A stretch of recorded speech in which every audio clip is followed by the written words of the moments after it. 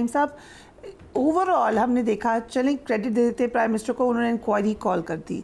Inquiry आप लोगों ने भी चीनी स्कैंडल पे करवाई थी, उसके बाद कुछ भी नहीं हो सका। What will happen now?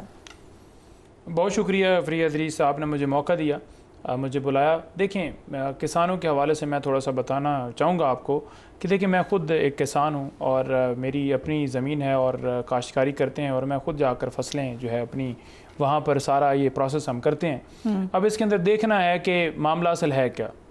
असल ये है कि 1 एकड़ के ऊपर तकरीबन जो कॉस्ट है वो 90,000 के करीब ख़र्च होती है। 1 एकड़ के ऊपर, जिसमें आपके बीज भी आ जाता है, आपकी खादें भी आ जाती हैं, आपका जो तेल लगता है, जो पानी दिया जाता है वो भी आ जाता है, आपकी लगाने की मजदूरी भी, और जो मजदूर मजदूरी करता है वो भी आता है। 90,000 के करीब आपकी कॉस्ट, और उसके अलावा जो ठेका है ज़मीन का, यानी कि जो रेंट है वो 50,000 से लाख तक है। तो ये आप लगाएं तो आपके पास से एक फ़िगर आएगा 1,40,000 से 1,90,000 तक आपका उसके ऊपर ख़र्चा होता है। और 1 एकड़ से जो गंदम है उसकी तकरीबन मिकदार 4 खलवार, 5 खलवार, 3 खलवार या इससे भी सम टाइम कम होती है। अगर कोई मौसमी ख़राबी ना बन जाए तो और फसल का नुकसान भी, यानी कि तबाह भी हो सकती है। तो उस सारी सूरत हाल के अंदर ये 8 जो मैंने खलवार की है, 5 खलवार की बात की है या मैंने 3 खलवार की बात की है, ये 24 से 40 मन के दरमियान जो है गंदम की पैदावार रहती है। औसत जो है रूटीन के मुताबिक जो काश्तकारी की जाती है।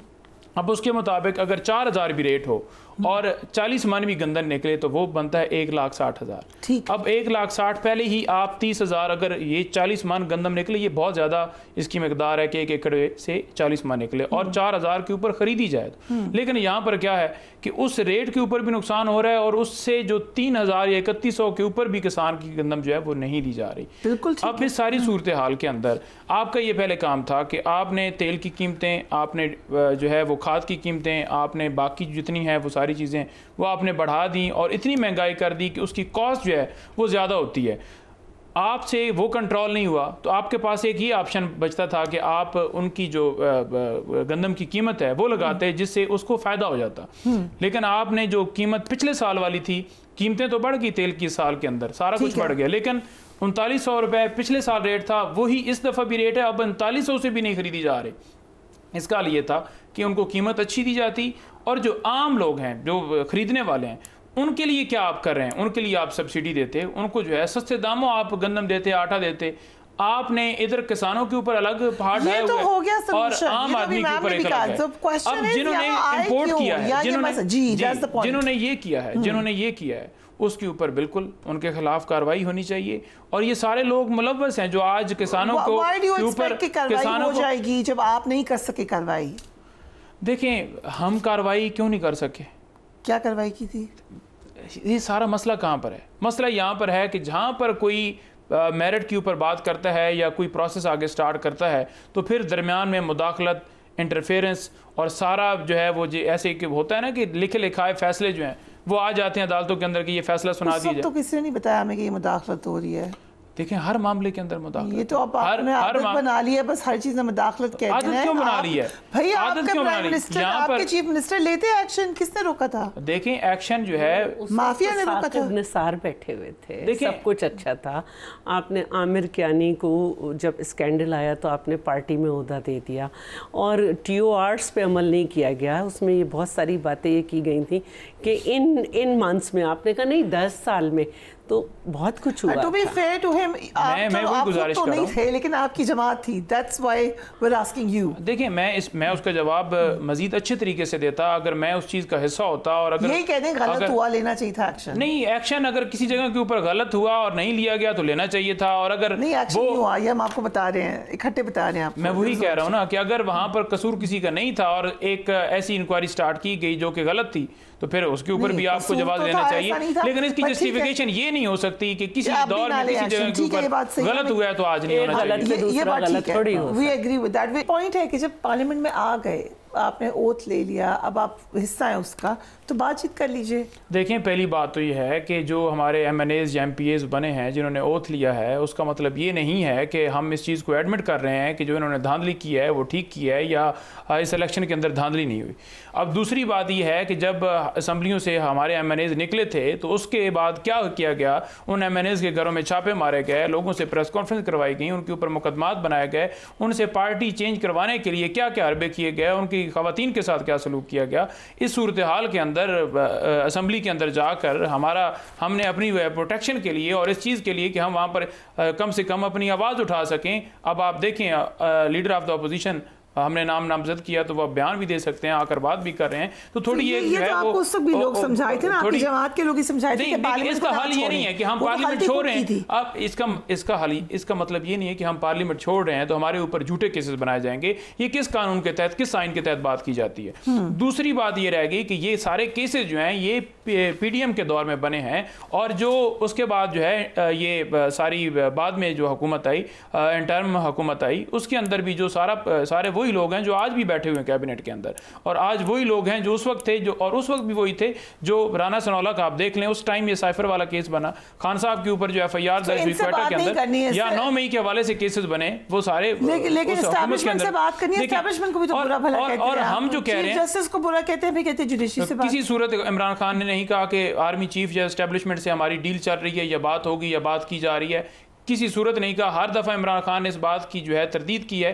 ये गलत अफवाहें फैलाई जाती हैं। आपने बुशरा बीबी को डाल दिया बनिगाला वहाँ पर सब जेल करार देकर कि इम्प्रेशन देने के लिए कि शायद जो है वो जानबूझ कर रह रही हैं वहाँ पर, या आप ये वकील क्यों नहीं आए कल? जी कल फिर वो इद्दत वाले केस के अंदर मैं भी वहाँ पर मौजूद था और हम वहाँ पर मौजूद थे जहाँ पर उस जज के ऊपर एतराज़ लगाया गया कि आप केस ना सुने क्योंकि आपकी हमदर्दी हैं। जज ने पूछा कि बताएं कहां पर हमदर्दी है, तो कोई एविडेंस में कोई चीज नहीं लाई। मकसद उसका क्या था, तो सिर्फ और सिर्फ डिले करने के लिए। आज एक नया केस है, देखिए नए केसेस बनाए जा रहे हैं और झूठे केसेस। नैब वाला चौथा केसेस बन गया है। नैब के अंदर अब जो चौथा केस बना है वो भी तोशाखाना के रिलेटेड है, जहां पर गाड़ियां ली गई हैं, उन गाड़ियों को हजम कर गए हैं, वो गाड़ियां ली नहीं जा सकती थी, उनको माफ कर दिया गया है, जहां पर नैब जाकर गवाही दे रहा है कि कोई इनको बिल्कुल बरी कर दिया जाए। हमें कोई कभी आपने देखा है कि एक इदारा जिसने केस बनाया वो खुद जाकर कहे कि अब ये बंदा ठीक हो गया? सो दानियल अजीज साहब, व्हाट इज द सॉल्यूशन? आपको क्या लग रहा है इसी तरीके से चलेगी ये parliament for another 5 years? Well I think मेरे ज़ाती ख्याल में ये नहीं हो सकता कि आप सारे मामलात को स्क्रैम्बल्ड एग्स बना दें और फिर कहें कि ये अंडा फ्राई क्यों नहीं हो रहा। क्योंकि ये जो कुछ हुआ है 8 तारीख को, बल्कि उससे पहले ही शुरू हो गया था, और जो फाइनली 9 तारीख को हुआ है ये किसी ने हज़म नहीं किया ना। ये सच्चाई है। देखें ना, नून लीग के अपने लोग उन्होंने कहा जी थैंक यू वेरी मच, हमने नहीं इस काम में शामिल होना, हमारी इज़्ज़त बेइज्जती का मामला है। तो इसमें अब पीछे क्या रह गया है? अब मैं आपको कौन कौन से नाम लेके बताऊं? और जिस तरह से किसी के कंधे पे रख के तो ये अपने सियासी स्कोर सेटल किए हैं पार्टी के अंदर, मैं भी उसका एक शिकार हूँ।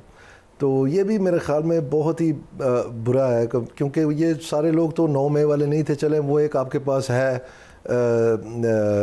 वजह कि जी इस वजह से हो रहा है, तो मैं कौन सा 9 मई में था जो मेरे साथ हुआ? ये मैं कौन सा था? तो उसमें यह है कि ये मतलब ये बेढंग सा सूरत हाल है। अब आप कहें कि इसके ऊपर हम पोछा फेर दें और कहें कि जी सब ठीक है, सब अच्छा है, कोई ऐसी बात नहीं, लाएं जी लाएं, तो ये ऐसे ही है जैसे सड़क के ऊपर एक्सीडेंट होता है, बेचारे का गर्दन टूटी होती है तो कहते हैं पानी पिलाएं पानी पिलाएं पानी पिलाएं।